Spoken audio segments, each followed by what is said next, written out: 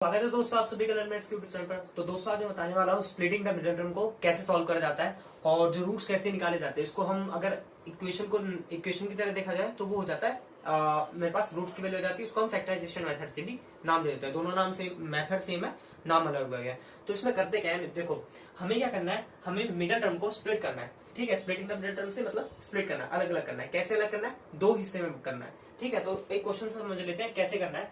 जैसे मेरे पास ये पॉलिनोमियल है, ठीक है, तो मेरे को इसको स्प्लिटिंग का मिडिल टर्म में कुछ फैक्टर्स की टर्म में लिखना है। मतलब कि मेरे पास कुछ पॉलिनोमियल दिया होगा ax² plus bx plus c कुछ दे रखा है, तो मैं इसको कैसे लिख सकता हूँ, x px plus q into में ux प्लस v, जहाँ पे p q u v कोई भी नंबर्स हो सकते हैं। तो हमें कुछ इस तरीके से लिखना है जिससे हम x के वैल्यूज निकाल पाए। तो अभी तक तो हम पॉलिनोमियल पे काम कर रहे हैं, स्प्लिटिंग द मिडिल टर्म सिर्फ हमें पॉलिनोमियल के बारे में बताता है। तो अभी जब तक कि p ऑफ x है तब तक हम पॉलिनोमियल पे काम कर रहे हैं। तो यहाँ पे मेरे पास ये आ गया, तो इसको मैं क्वेश्चन को सॉल्व करना सिखाता हूँ कैसे करना है हमें। मेरे पास ये है, ठीक है, पहले क्वेश्चन लिख देते हैं। मेरे को इसको स्प्लिट करके लिखना है, ठीक है।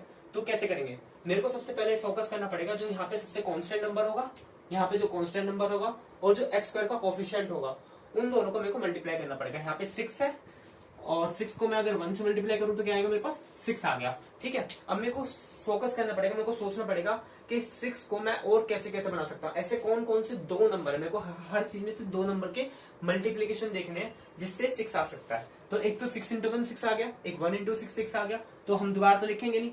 एक हो गया 3 इंटू 2 6, ठीक है, ये भी 6 आ गया।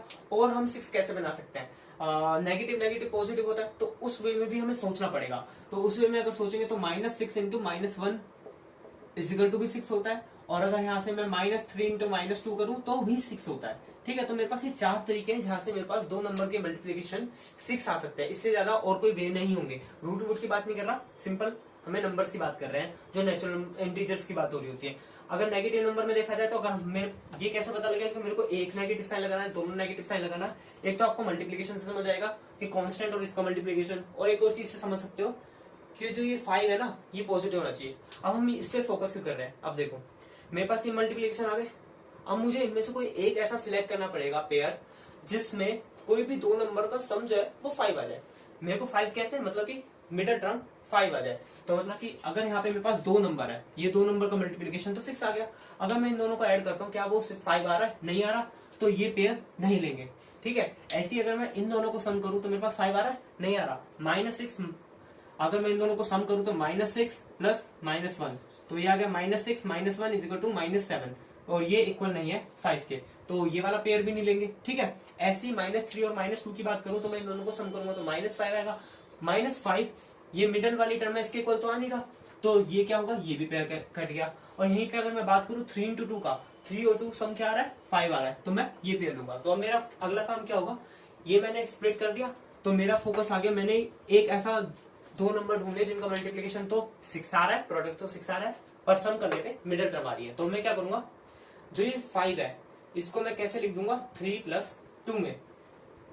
ये हो गया मिडिल टर्म को स्प्लिट करना। ठीक है, और अगर आपको चेक करना तो आप चेक भी ऐसे कर सकते हो कि मैं इन दोनों को सम करूं तो वापस से ये इक्वेशन बन जाए, ये बैक टू में जाती है। ठीक है, तो अब मेरे को क्या करना है, अब मैं ये नहीं करूंगा इन दोनों का सम करूंगा तो वापस हो जाएगा, मेरे को इसको सॉल्व करना है। तो मैं क्या करूंगा, इस एक्स को अंदर मल्टीप्लाई कर दूंगा, तो क्या आएगा मेरे पास x² plus 3x plus 2x plus 6, ये आ गया।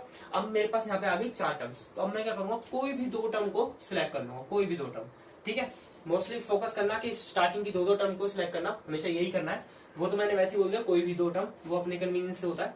दो टर्म को सिलेक्ट कर लिया, अब मुझे इसमें से कुछ नंबर्स, जो चीज कॉमन आ रही है उसको कॉमन निकाल देना है। ठीक है, तो सबसे पहले इस टर्म को देखते हैं, इन दो को। तो इन दोनों में कॉमन क्या आ रहा है, यहाँ पे x² है, यहाँ पे 3x है, कॉमन क्या है, x कॉमन है, तो यहाँ से मैंने निकाल दिया x प्लस 3। ठीक है, अब मैंने प्लस का साइन लगा दिया क्योंकि यहाँ पे क्या है, प्लस का साइन है। अब मैंने इन दोनों पेयर में देखा, इन दोनों पेयर में क्या कॉमन आ रहा है, 2x और 6। तो इन दोनों का अगर मैं एलसीएम लूंगा, 2x और 6 का अगर मैं एलसीएम लूं तो मेरे पास 2 आ रहा है कॉमन, बाकी x, 6 तो हट गया।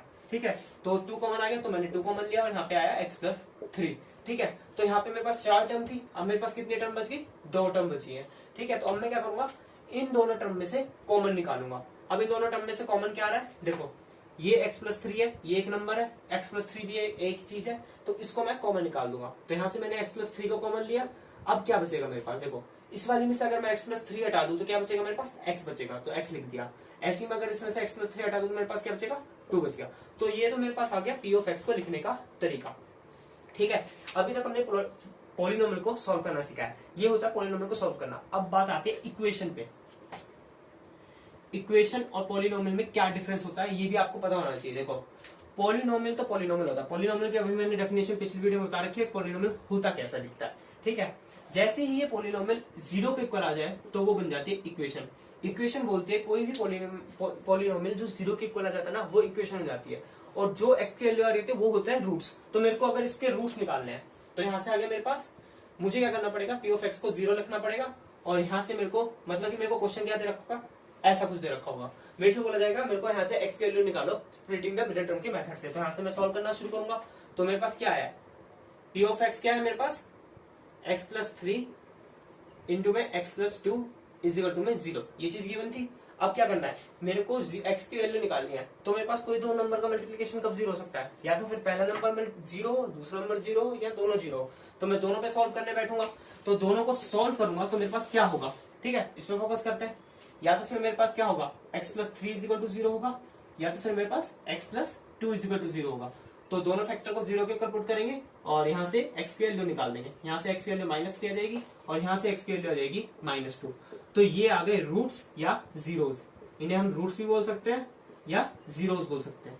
तो ये तो हो गया स्प्लिटिंग द मिडिल टर्म से सॉल्व करने का तरीका। तो अब 2-3 क्वेश्चन और करते हैं जो थोड़े एडवांस लेवल के होते हैं, जिससे आपको सारा कॉन्सेप्ट समझ आ जाए।